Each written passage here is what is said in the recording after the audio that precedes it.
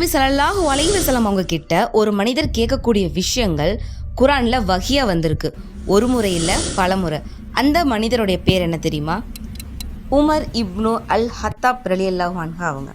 சுபஹானல்லாஹ், உமர் ரலியல்லாஹு அன்ஹு அவங்களுடைய கருத்துக்கள் பல முறை வஹியா மாறி இருக்கு. உமர் ரலியல்லாஹு அன்ஹு அவங்க சொல்றாங்க, யா ரசூலல்லாஹ், இப்ராஹிம் என்ற இடத்தை நம் தொழுகை இடமாக எடுத்துக்கொள்ளலாமா அப்படின்னு. அவர் கேட்டு சில காலங்களுக்கு பிறகே ஒரு குரான் வசனம் இறங்குது. மக்கா இப்ராஹீமை தொழுகையிடமாக எடுத்துக்கொள்ளுங்கள்னு.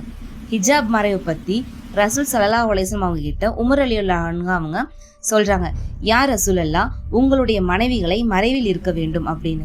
அதற்கு பின்னாடி தான் ஹிஜாபுடைய வசனம் இறங்குது.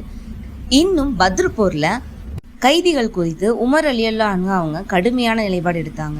பின்னர் வந்த வஹி தான் உமரின் கருத்தை உறுதி செய்தது. இதெல்லாம் என்ன சொல்லுது அப்படின்னு சொல்லி பார்த்தோம்னா, உமர் ரலியல்லாஹு அன்ஹு அவங்களுடைய இதயம் வஹிக்கு மிகவும் நெருக்கமாக இருக்கு அப்படின்றத நம்மளால உணர முடியுது.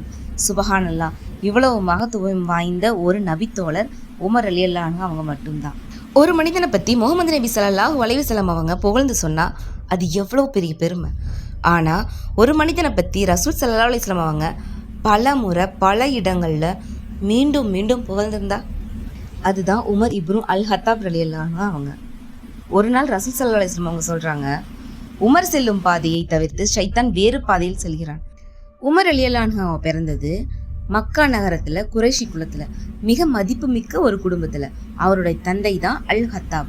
இளமையிலேயே உமர் ரலியல்லாஹு அன்ஹு அவங்க பார்க்கறதுக்கு நல்ல உயரமாகவும் பலம் மிக்கவராகவும் வீரியமாகவும் குதிரை சவாரி ரொம்ப தேர்ச்சி பெற்றவராகவும் வாள் வீச்சில் பயிற்சி பெற்றவராகவும் எழுத்தறிவில் ரொம்ப சிறந்து விளங்கக்கூடியவராகவும் இந்த மாதிரி எல்லா விதங்கள்லையும் ரொம்ப சிறந்து விளங்கக்கூடிய ஒரு மனிதராக உமர் ரலியல்லாஹு அன்ஹு அவங்க இருந்தாங்க.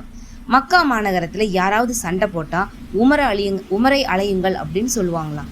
ஏன்னா அந்த அளவுக்கு தைரியமானவர் தான் உமர். அந்த தைரியத்தை நல்ல முறையில் பயன்படுத்தணும் அப்படின்றதுக்காகத்தான் ரசூல் ஸல்லல்லாஹு அலைஹி வஸல்லம் அவங்க அபூஜகலையோ இல்லை உமர் ரலியல்லாஹு அன்ஹுவையோ இஸ்லாத்தை வலுப்படுத்துறதுக்காக அல்லாஹ்விடத்துல துவா செஞ்சாங்க.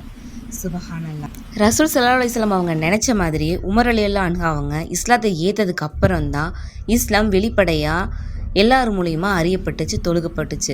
இன்னும் ஹிஜ்ரத் செய்யப்பட்டாங்க. ஓப்பனாகவே எல்லாமே நடந்துச்சு.